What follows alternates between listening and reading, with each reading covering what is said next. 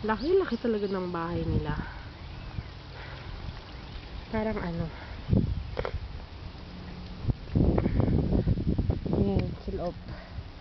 Hindi ko alam kung ano to. Pero siguro pahingahan din. Bakit siya? Yun lang. Tapos meron pa siya sa likod. Sana hindi ako malakan dahil pag nalakan ako, patay na naman ako. Yeah! Meron pa hanggang sa taas. May walkway pa oh. 1, 2, 3. Ayoko na umakyat. Taas-taas yan eh. Papunta sa taas. Kasi nandun yung firewall.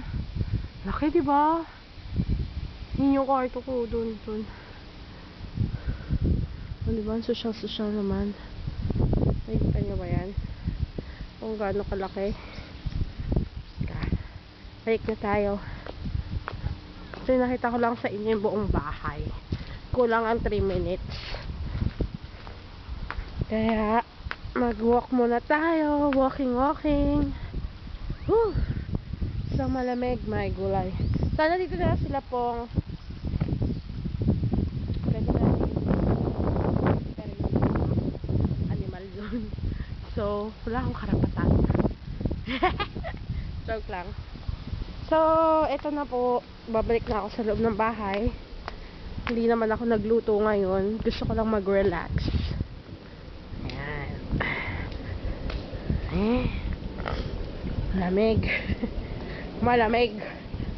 Ano naman kasi suot ko, napakanit. Yan. Hindi ko alam kung ano pa yung nasa likod. Sabi ni Sir, may garden siya eh. Ito yung lutuan to ng kung ano. Hindi ko alam. Oh, diba? Yun ang gym sala ko. Lutuan ng ano yun? Basta lutuan yan. Tapos yung mga fireworks nila. Basta lutuan to ng ano. Yan, oh.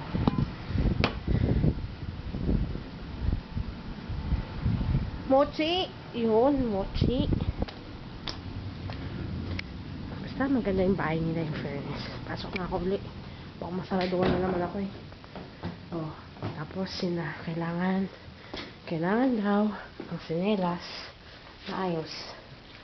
Oh, tapos nakatsinelas na ako dito sa loob. Patay ako.